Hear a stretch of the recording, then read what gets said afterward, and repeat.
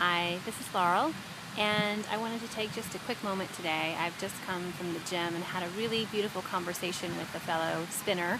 and we discovered something that I think is really important to share with you, something that she and I had in common, in that when our loved ones passed away, mine very suddenly in a helicopter crash, and her mother while she was in a different state, neither one of us were able to get back or to get to see our loved one's body. And for various reasons that happens oftentimes. Mine because my husband's body was in a helicopter crash and unidentifiable and in the wreckage for quite some time, and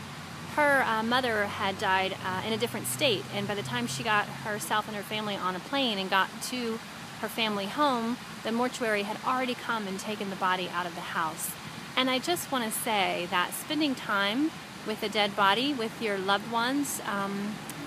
physical body after they have died, after they have passed away, after they have transitioned, whatever you want to label it, can be so helpful for your psychological health and well-being. Spending time in the presence of a dead body can be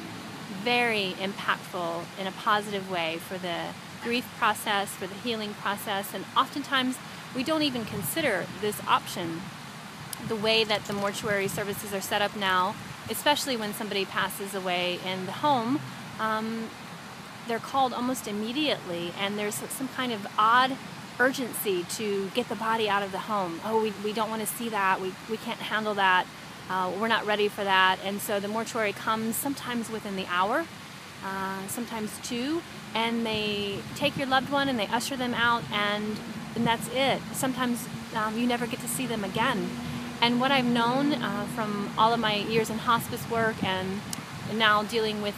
this beautiful new movement in home funerals, where families and patients themselves prior to their expected death have decided to have their bodies remain at home for some quality time, so to speak, so that the family can be present with them, touch them, talk with them,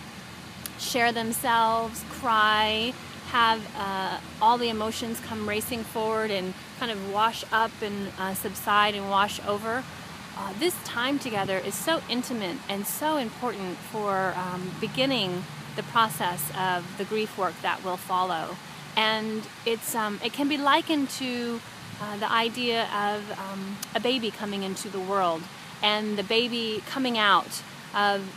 the womb, coming out of the uterus, and then all of a sudden being rushed away for a test or something else going on, but being separated from the mother at that point in time can be very traumatic, both for the baby and especially for the mother.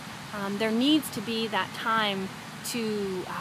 align, to connect, to feel the energy of those two beings together, some time for the nervous system to come into balance. And on the other side of the spectrum, at the time of death,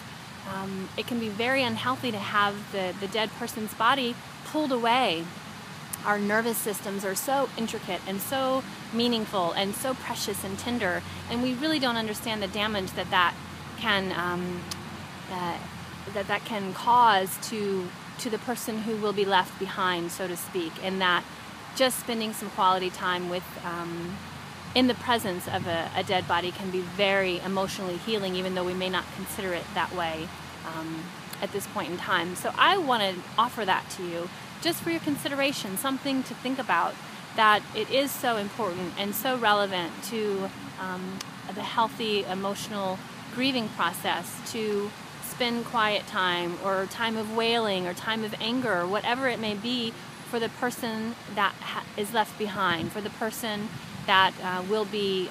going through the grief process, to take that time to be with the dead person's body. And there are professionals that can help you manage this, that can help manage the person's physical body so that it doesn't decompose in the home setting. So you can Google home funerals or home wakes. You can also check out my website, laurellewis.com, and send me a message or send me your thoughts or ideas. I just wanted to let you know that you can have that time that you need after your loved one has passed away to say what you need to say, to touch, to feel, and to start to understand that the relationship has shifted. Blessings, and have a beautiful, beautiful day.